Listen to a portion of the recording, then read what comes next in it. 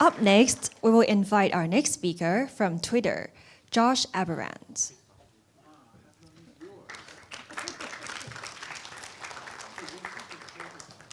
Mr. Josh Aberant is the postmaster at Twitter. Today, he will talk about growth hacking with messaging at scale and a case study on network digests. Mr. Aberant, please. Good morning and good afternoon, everyone. I'm Josh Aberant. I'm with Twitter, where I am the postmaster. I joined Twitter when they acquired a startup I'd been working on for about 4 years, REST Engine. We were a marketing automation platform for Facebook apps. I've been in Silicon Valley, San Francisco for a while, and have been fortunate enough to work at a number of different startups and kind of really experienced it all. I often get asked, what is the postmaster role at Twitter? And it's kind of a dual purpose role. I sit in the growth team, and I work a lot on our growth programs. I also am dotted line, though, to the security team. So I actually report in also to the InfoSec team, and I work a lot on security stuff. But today, I'm going to talk about growth. We'll save the security talk for another day. Oops. What is this? Okay. And so growth hacking. I want to get into talking about growth hacking. And to start talking about growth hacking, I want to ask a question. For the Twitter users in the audience, who here has retweeted? Okay, retweeting, it's a wonderful, I guess I have to stand pretty close to the mic here. Retweeting, can I? Yeah, that'd be great.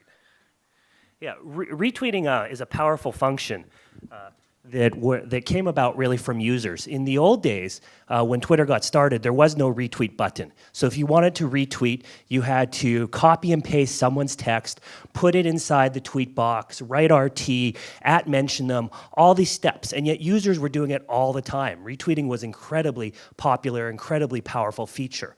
And so the product team at Twitter said, well, you know what? Our users like doing this. What if we could just give them a button? A button they can just press, and then they can just retweet that way. We'll take away all the complexity, all the friction in the mechanics. And that was a huge win for Twitter. And I like to feature that as a growth hack because it's really about taking something, looking at the mechanics of how users are using your app, and then making it simpler on them. And that's really what growth hacking is all about. There's a lot of benefits in the example of the retweet. It made a Twitter a better experience for people who wanted to retweet because it was so much easier to do so. It also made the experience better for people who were seeing the retweets, because all of a sudden they're seeing a much higher quality retweet where it has a better photo, a better presentation. And so the sharing of tweets within Twitter was much easier, much more powerful with a retweet. And that's really what growth hacking is all about, is looking at ways to do exactly that. Growth hacking is about getting users hooked on your app. Who wants to get users hooked on your app, right? Okay, a few people maybe want to get actually users hooked on their app. I find most developers I talk to actually really do enjoy having users actually use their applications. And growth hacking is all about a scientific way to go about doing that. To be very scientific, it's a focused analysis where you understand how people use your app, how they engage, the mechanics of how they do that, and then you work to simplify that, to improve that.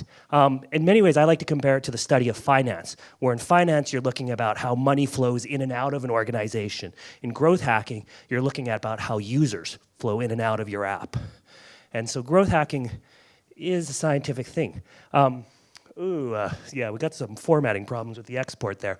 But I'm quoting Sean Ellis, who many people consider to be the father of growth hacking. He spent some good time at Dropbox, Max's company. But as he said, ultimately, it's a scientific method. It's a way of growth is a function of the right mix of a product that meet important user needs, and then tenaciously going about data-driven execution to leverage the principles of growth. It's about observing, experimenting, and improving.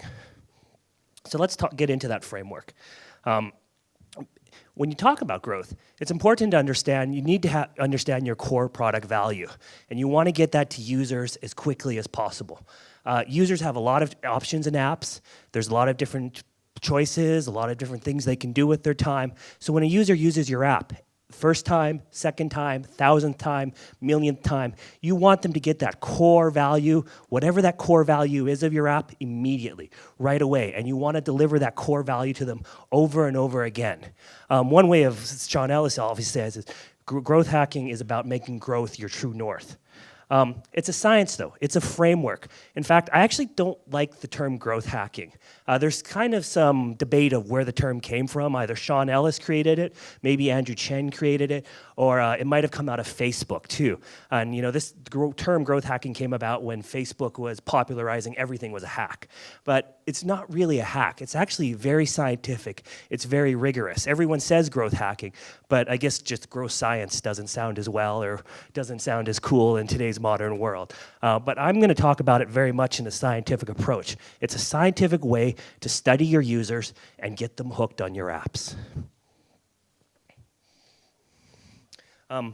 So, like I said, there's three main things you want to do with growth hacking. See how your users engage, get them to engage more, and get them to share what they're engaging with. If you can do those three things, you will drive growth of your app. So let's talk about how you do that systematically and repeatably.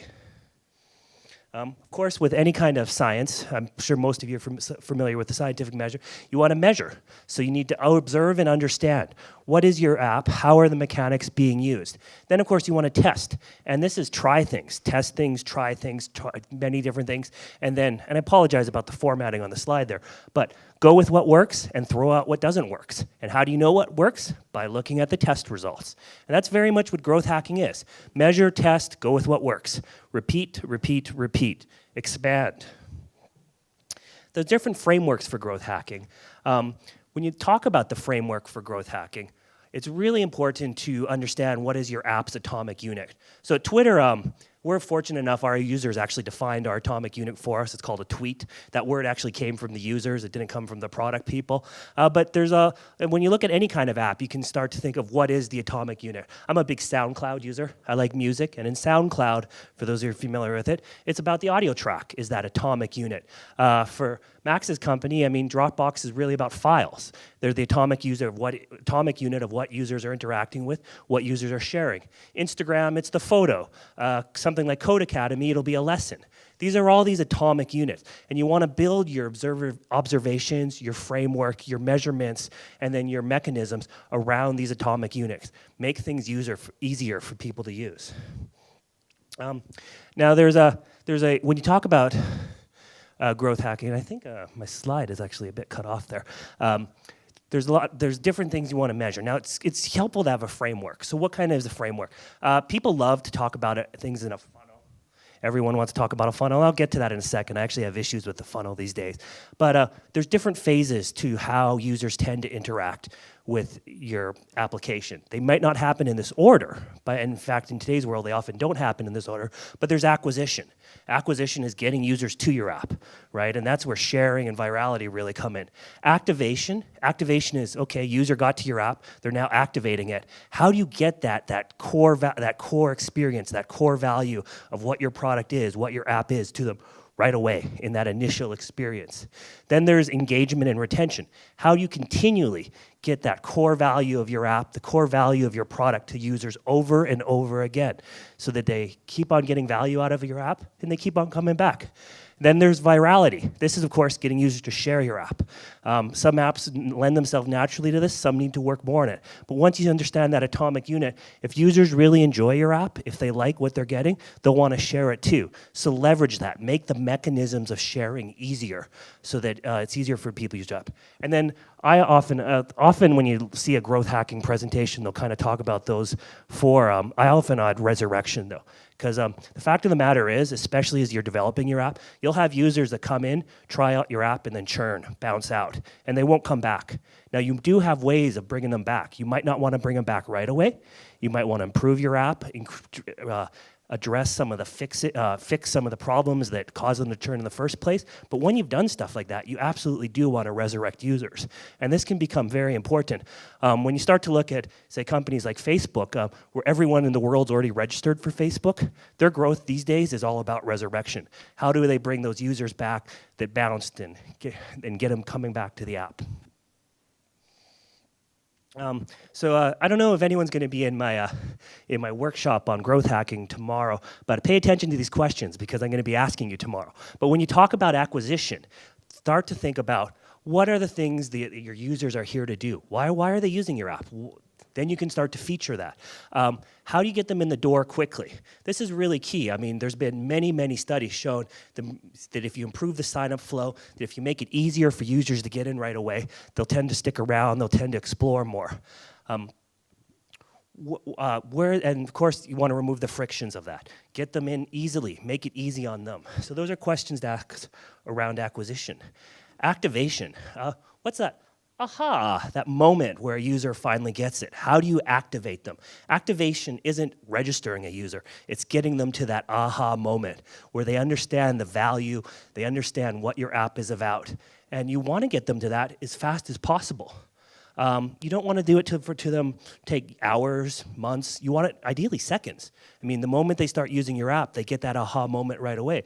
So that's really when I think one of the key considerations in activation is how do you get them to that aha now? Okay, I just turned on this app. Maybe in a lot of apps you'll now see will actually try and get you to that aha moment before you even register. Before you even complete the sign-up flow, they're already trying to get you into the aha. And that's very much a growth hacking principle.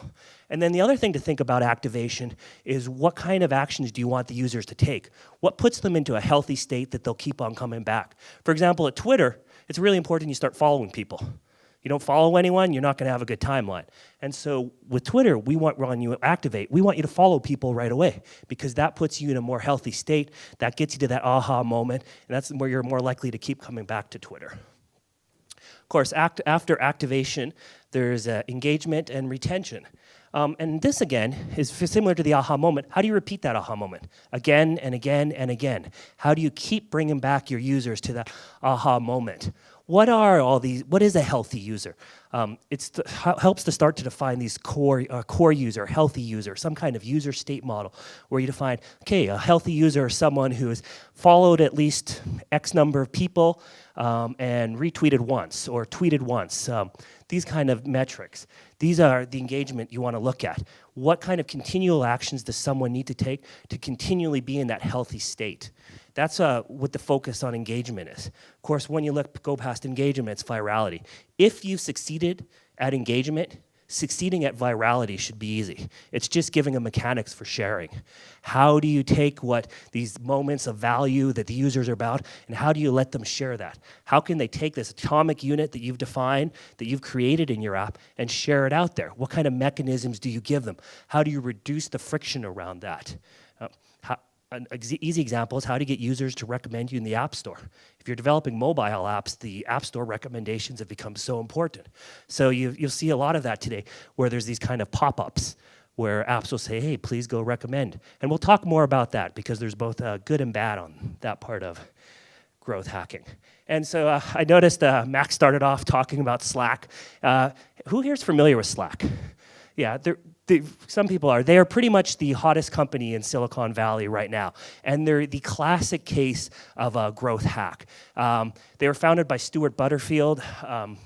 He had previously done Flickr, now owned by Yahoo. And he started Slack, and almost out of nowhere, they seem to have taken over Silicon Valley and have huge user growth. And one of the great things, and I'm going to have a few quotes from Stuart in here, because just in the past couple weeks, Stuart's been going around giving all these interviews, giving all these talks, and although he doesn't use the word growth hacking, he really gets into the details of how Slack went about their growth hacking, and so they're a great case study. I mean, their growth's just been phenomenal. And so one of the quotes I'd like to start off with, where he has some props for Twitter here, where he's, I'm talking about the sharing and virality. Well, one of a great way to share in virality is to use the Twitter platform. And this isn't going to be a pitch for Twitter, but this is a real consideration for developers. How do you make it easy for your app users to share on Twitter? And you can see the Slack founder talking about Twitter being one of the most powerful sharing mechanisms they made available. So definitely recommend when you're thinking about the virality portion, think about Twitter. And then resurrection. As I mentioned, resurrection is really important. You will have users that come in and bounce. How do you bring them back? That's one question to ask. Another question to ask is, why are you bringing them back now? What's changed? Someone came, tried out your app, bounced. Are you going to bring them back just so they can bounce again? Or have you made changes to the engagement, to the retention mechanisms that now when you bring them back, they're going to stick around this time? If you have made those changes, then it's really time to start thinking about reaching out to your churned users. And there's kind of 3 channels that people tend to use. Messaging really plays in here. And I don't know if anyone saw my talk at WIDS last year, but I really went into the depth around the messaging of growth hack, and I'm not going to really get into that today. But email notifications and app store updates tend to be the main channels that apps will use today for resurrection, bringing back churned users.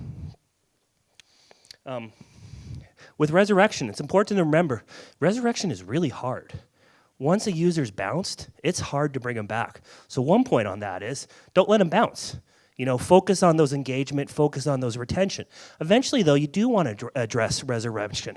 And so when you do that, make sure you're doing it right. Make sure you've made changes to your app.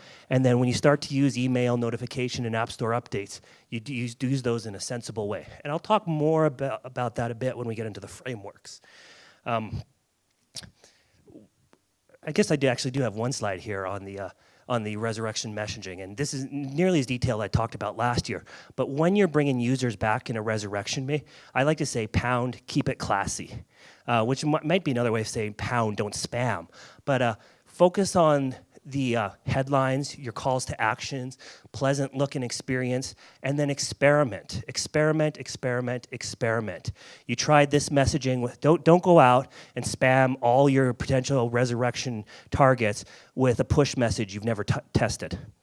That's pretty risky. Try it out on 1%, see how it does. Split A/B test that, and we'll talk about what a split A/B test is in a second, and try it out on 2%. Try it out, make sure you get it right before you really go hard with resurrection. It's easy to get it wrong, and you can undo a lot of valuable work. So keep it classy when it comes to resurrecting. And those who saw me talk last year, you might remember that I presented the activation, the acquisition, the engagement, all as a funnel. And we talked a lot about how you can move these users through a funnel. Over the past year, I'm really done with funnels. Users don't go in a linear way through your application. It's just this myth of a funnel. Maybe that existed for an e-commerce store. You could kind of think of a funnel, and it got carried over into applications. But I like to now say it's more like a tornado. Like users come into your app, and they'll go through the phases and they want. They might activate, they might engage, they might bounce, they might resurrect, they might go viral. It's all over the place. And so when you're building these models, I think a funnel is just too limiting. You can certainly look at a funnel model, but I find that you get trapped in this funnel kind of thinking. And so I like to say it's a tornado now. Think about your app. The funnel is now a tornado. Users are coming in all over the place. They're going in different directions. They control the experience. Funnels have been blown to bits. So it's a tornado now. Ooh, that sounds tough. How are we going to manage that problem? How are we going to manage users in a tornado?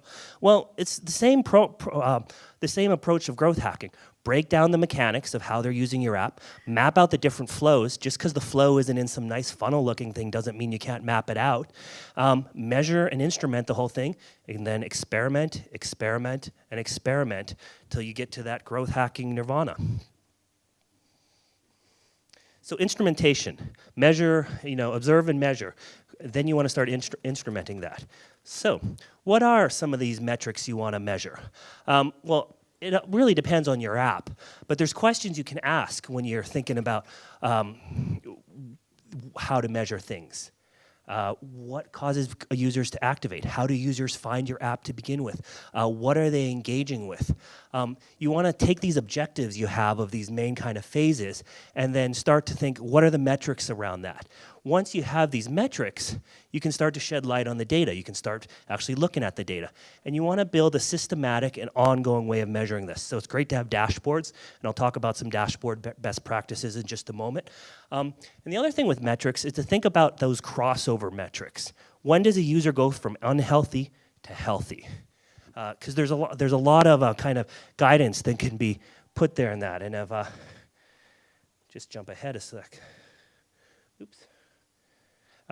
Yeah, when you talk about going from healthy to healthy, core to casual, another quote from our friend Stuart at Slack here. They found that when now their user, in one sense, is a team, right? There's the user as a user, but there's also this kind of meta user of the team within Slack. And they found that when they use 2,000 messages, if a team tried out Slack and used 2,000 messages, they were going to stick around.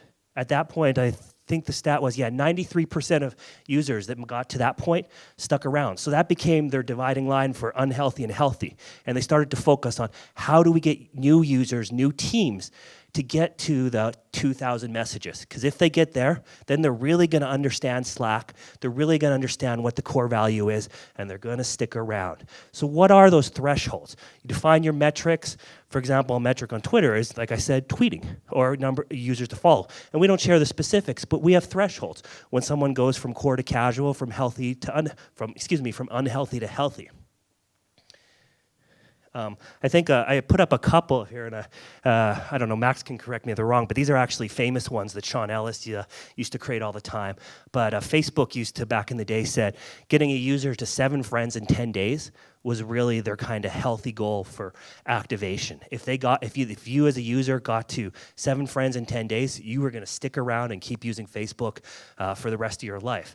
For Dropbox, it was really about getting a user to link it to their computer and then add a file, because then that user really got it. Then that user understood the value and I get this Dropbox thing. I'm going to keep using this. This is pretty cool. And so define what are those threshold metrics. And then I have some e-commerce examples up on the slide, but I'll kind of skip through those for now. One thing with metrics, though, there's almost been a backlash in Silicon Valley with growth hacking and this metric-driven approach in that you can get micro-metricing. You know, there's this old expression, you don't see the forest through the trees. You're spending so much time looking at the details, you miss the big picture. And so you certainly want to be conscious of that when you're approaching a growth hacking program. And one way I found that has been great to deal with that is to have counter metrics with every metric. So every metric you define, have a counter metric. If you're looking at signups, which is of course a great metrics, also look at activations, because if there's a big difference there, there's probably something worth going to focus on, something to consider. New users with churn. If you have a paid product, new paid customers versus total revenue. If you take all these counter metrics, you get a more holistic approach. It's just a natural way of making sure you don't lose sight of the forest when you're looking at all the different trees.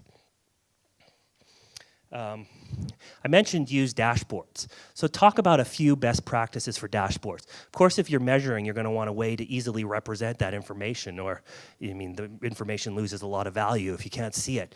So when you're looking at dashboards, a lot of times teams will start with dashboards and they kind of go all over the place. Probably the number one goal for a dashboard is it a relevant metric? You've just answered those questions about activation and engagement. Are these the relevant metrics that you're actually putting up on the dashboards? Sometimes it's harder to put the relevant metrics up on a dashboard, requires more work, more back-end work, but it's worth it, because if the dashboard isn't relevant, you're really losing out. Make it visually engaging. Remember, it's not just you that's looking at the dashboard, it's your entire team. And as your team grows, that's going to be more and more people. And you want them to be able to come in, look at a dashboard, and kind of get it right away. So intuitive default selections. And then also allow people to work with a dashboard in their own way. Your team members might not be looking at the data in the exact same way you are. They might want to drill down or kind of filter it in different ways. So make it really easy to do that. Provide basic analytical tasks within your dashboards that allows your teams to quickly drill down in the way they need to in ideally 1 or 2 clicks. And that's some of the great best practices for dashboards. Of course, there's a lot more.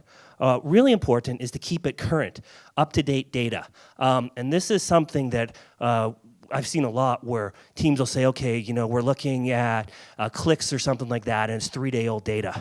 That's great, but you're kind of 3 days behind the time, and there could be problems developing. You might not know your experimental results for 3 days. That's problematic. If possible, make sure your stats are up to date. And what up to date is, I don't know what up to date is for your app. Is it every second? Is it every minute? Is it every week? It really depends on your app, but make sure for whatever your app is that the stats are up to date in the dashboard. Label them meaningfully. And I always like to, and meaningfully doesn't mean just meaningfully to you, but meaningfully to everyone on your team that's going to be using these dashboards. And so think about how will a team member understand what these labels are. And then, of course, I always like to stay away from chart junk. I mean, it's very easy to, when you start building these dashboards, especially if you're using a tool like Tableau or any of these great new dashboard building tools, to start to add this and that widget and all this. And that's great if they're meaningful and they're relevant, but stay away from it if they aren't, because then they're just junk, they're just noise. And then also, last consideration with dashboards is remember that it changes over time. As your app grows, as your business grows, the metrics that you need to be looking at might change over time. So your dashboards will have to change over time to make sure they're meeting the current needs of your team and what you're doing within the growth hacking. So that's instrumentation. Now let's talk about, you've got your metrics defined, you've got them instrumented so you can see them on your dashboards. Let's talk about experimenting. Because experimenting is really what makes growth hacking scientific. Experimenting, of course, is have a hypothesis, test it out, see if it works. Digging into that, I mean, just to do a basic review, I'm sure many of you are familiar with split A/B tests, but experiments are something like this. You've got some users. You take a test group of them, a subset. At Twitter, we like to start with 1% often. 1% is actually a pretty substantial number when you talk about Twitter users, but 1% to a few percent often make a good test group. You need enough users so that you're statistically sound, but at the same time, you don't want to test every experiment on a large user group because a lot of experiments won't go well. So start with a test group. And then run the changes, whatever your hypothesis is. Hey, we made a retweet button. Let's release it to 1%. You know what? They love it. Let's ramp it up to 100%. Or maybe rather, let's ramp it up to 99%, hold back 1%, and for another month or two just to make sure that the stats all work out well. But it's that simple. Run the change on the test group, leave the rest of your users alone, and then measure the change. And if it works, start to ramp it up to the rest of the group. Something else with experimenting, and this goes right back to any kind of scientific approach, focus on what works. You only have so much time in the day, you only have so many team members, there's only so many things you can do. If you find something that works, start iterating on that. It could be that there's big wins out there and very hard things to do that you eventually want to get to. But if there's big wins and easy things to do, or things you at least have identified and you know are areas of improvement, then focus on those right away. This is just how any scientist in a lab would work. If they're doing chemistry or whatever, if they start to see something working, they're going to really focus more experiments on what they know works, because they're more likely to get value out of that right away. Another way of saying that is it's often easier to increase engagement of active users compared to inactive people.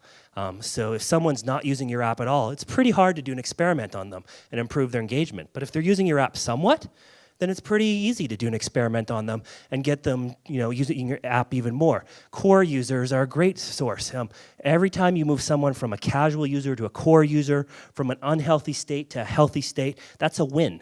So focus on all the easy things that are working in those type of wins.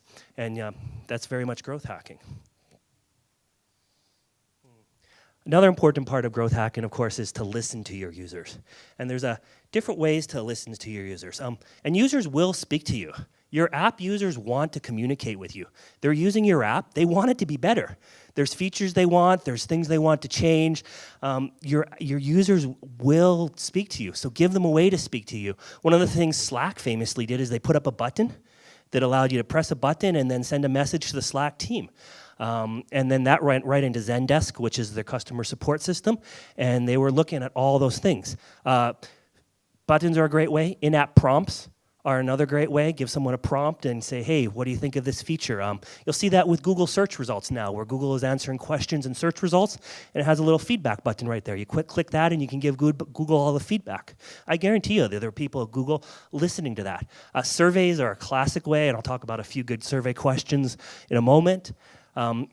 The other thing with listening, though, is once you are listening, make sure you really are listening. And that means you have to be systematic about it.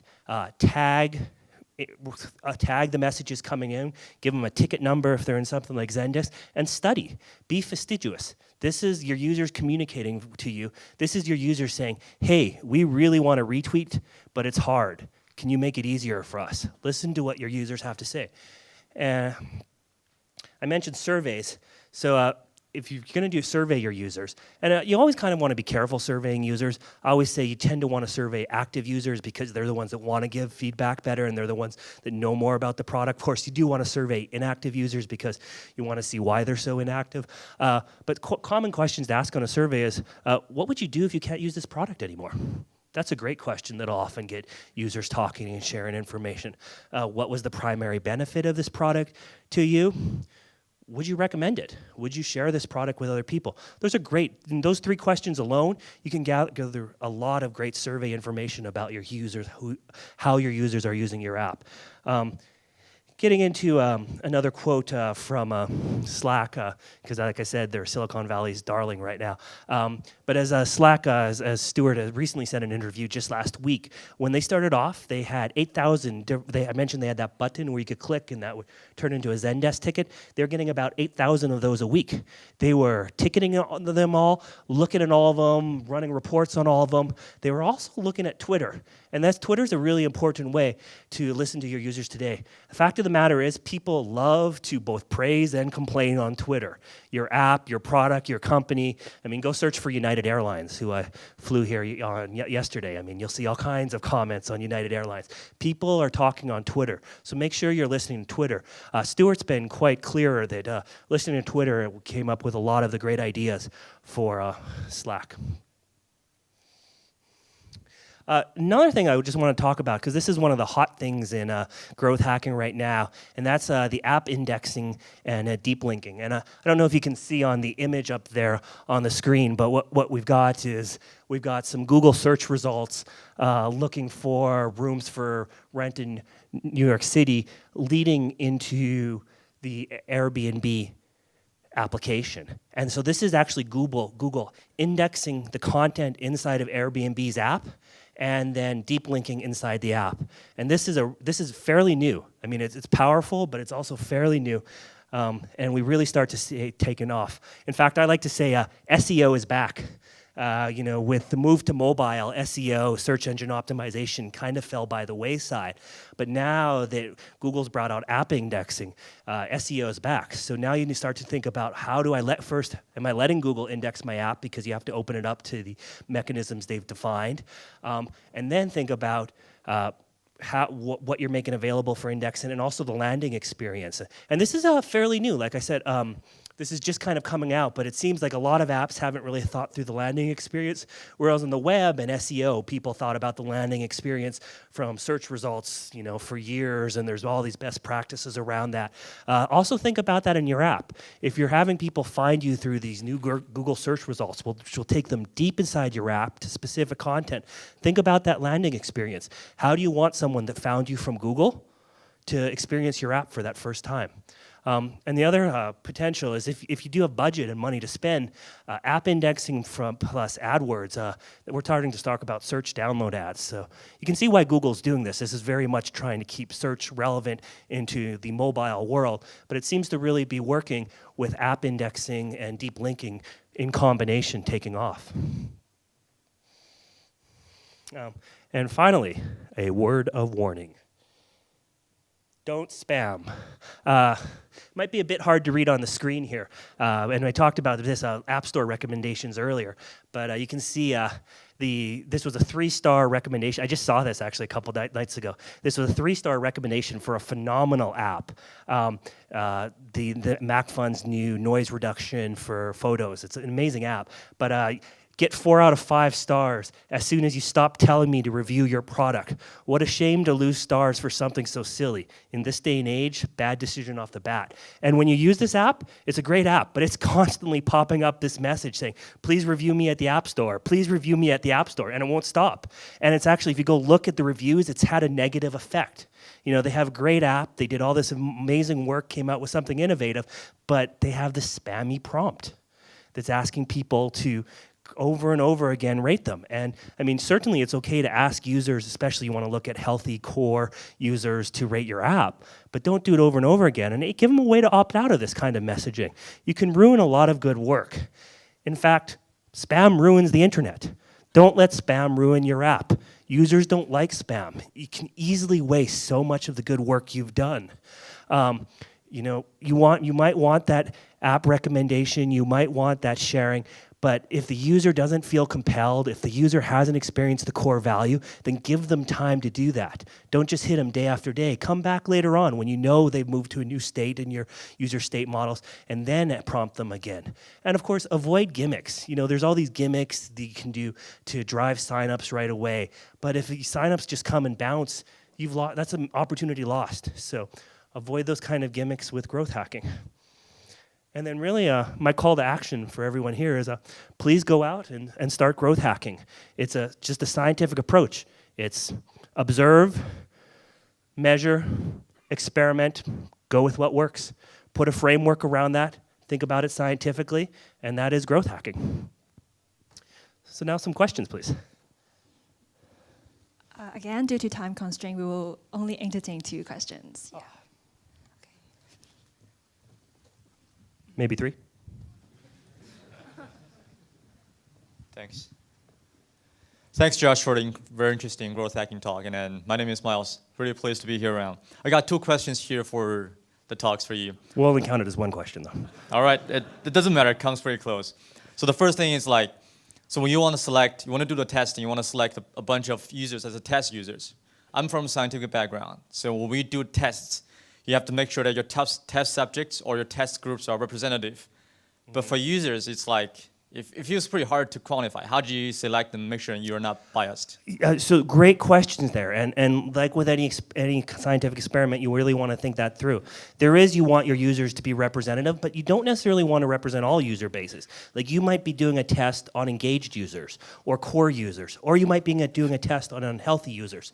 So you want to kind of pick whatever subset of your population, whatever kind of phase they're in on that. And then you want to, of course, randomly pick from the users. So yeah, it's very important that you do the stats right. But some kind of random distribution and being smart about that, you can generally get that well. All right, and then just to follow up on that, let's say, for instance, you are a startup. You only got to be like, say, 400 users. And how do you make sure that when you fail your tests and you don't lose all of them? Let's say, for instance, because normally when you run experiments and you blow it up with your tests, you just blow everything. And with the users, I think it's pretty disastrous. Yeah, and certainly with low user numbers, you want to be even more careful, right? I can't run a 1% experiment because I don't have enough users to run a meaningful 1% experiment. You don't want to piss off, excuse the language, all your users out there. And so that's absolutely a concern. There's actually some great talks from the Slack about how they did that, and that really gets to the listen part. And that's listen carefully. You might make a change. You want to be listening immediately. Okay, we're going to make this change. You know, it's a big change. It's a minor change. We want to be listening to users from the tickets they're giving us, for how they're talking to us, to how they're talking to us on Twitter. If you can't really run an experiment because you don't have enough users, then the listening part becomes even more important. Thank you very much. To the gentleman who's had very good questions so far. Everyone's had great questions so far, of course. Thanks, Josh. Pinder again. Just 2 questions. One about, have you found any cultural differences? I mean, you mentioned Europe and the States, etc. With respect to growth hacking, for example, perhaps in Asia. That's number 1. Number 2 is, what are the ethics of your experiments? Do you have an ethical framework within which you operate? Yeah, great question. So certainly that's something we're looking at more and more, is doing experiments on a regional basis, and we absolutely have seen differences. For example, Indonesian Twitter users tend to engage with the product very differently, and there's been a number of reasons for that we've seen, and a lot has to do with the phones that they have in general and the kind of connectivity they have. And so, for example, a market that's on less fast phones, without all the kind of the up-to-date phones we have, will respond very differently to experiments. And that's something we're actually focusing on a lot more, is the different regions, the kind of infrastructure they have, the kind of devices they tend to have, and then tailoring our experiments to that. And getting to the question of ethical framework, I mean, we're really talking about changing your app. Now, you can definitely go into some interesting areas. I think you're probably famously thinking of the Facebook experiment where they implemented this dark pattern, actually I shouldn't use that term, where they implemented this test where they purposely showed you very unappealing type of content to see how you would respond to Facebook. And I think the results were, it turns out people don't like Facebook so much if you always show them negative stuff. Well, at least they can confirm that. And so certainly when you start to go into those kind of psychological things, I think you want to be thinking about, is this fair to the user? One of our key values at Twitter is respect the user's voice. Are we treating that user well? Are we treating that user fairly? Developing an app, I mean, in most cases, users want you to develop the app. They want you to improve it. They want you to improve the experiment. So that's very much in their interest. But at the same time, you want to be conscious of any experiment you're doing and make sure, like, is this fair to the user? So, One more question? Okay.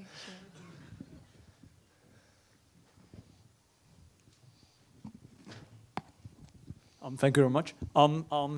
Say for Twitter, every user is actually free use, non-paying users. So you will get your revenue through ads. Or whereas like Dropbox, some users are paid users and some are free users. So when you're trying to growth hacking, when you try to grow more users, is there any specific segments that you try to growth into, or it's it can be everyone? And also because is there any instance that in order to satisfy these kind of small power users, you kind of sacrifice some other features to the majority of the other users because you want to grow more power users? I mean, so that's actually several questions at once there, which is great. Yeah, there's something very, very interesting. Like an interesting case with Twitter was something, it used to be in Twitter, people love to reply to other people's tweet. And we didn't thread those conversations at all. Now on Twitter, we'll thread those with this blue line that makes it much more easy to follow conversation. It turns out our first iteration of that when we released it, our hardest core users did not like it. They were very used to the old way of doing things. So we had to do a lot of refinements around how we presented that. And so that was a really interesting case where, and that gets to kind of the taking your experimented populations. Like if we'd done the experiment just on core users, we would have seen that sooner. And so that's certainly something to think about is, something that benefits a casual user might not benefit a core user. Something that benefits a core user might not benefit a casual user. That's a really good point, and you definitely need to navigate that. What were the other two parts of your question?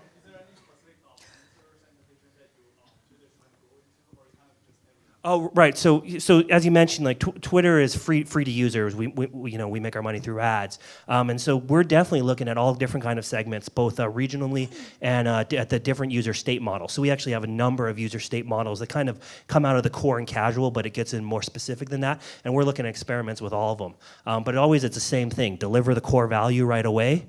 Make the mechanics easy, and hope that it's valuable enough that people will want to share it. When you look at business, like say Dropbox you mentioned in business, of course growing paying customers is extremely important. There's actually a great presentation by Dave McClure, 500 startups. It's called R, which is AARRR, and it's metrics for pirates, and it very much kind of delves into that, what kind of metrics you want to look at when you're going after paying customers versus when you're going after free customers. And so I recommend that presentation. It's actually from 2007, and when you go through that presentation, you'll think, oh wow, he's really talking about growth hacking, even though the word wasn't there then.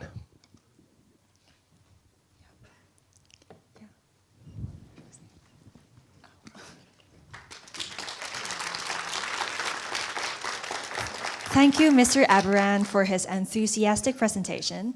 And a big thanks to all our speakers for giving us such remarkable and insightful sharings. Before the lunch break, there are a few notes that you have to know. Firstly, after the lunch break, there will be 3 parallel tracks in the afternoon section, meaning several presentations will take place across different venues.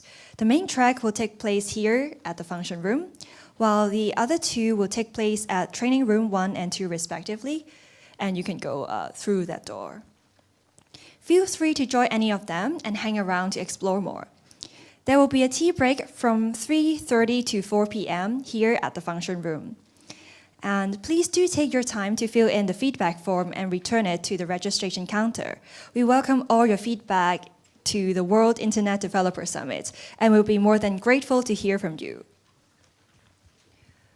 Also, please return your lanyard and badges if you are not joining the workshop tomorrow. If you will join the workshop tomorrow, please bring along the badge back tomorrow for registration. Shuttle bus service will be available at 5:30 p.m. at the spot where you got off this morning.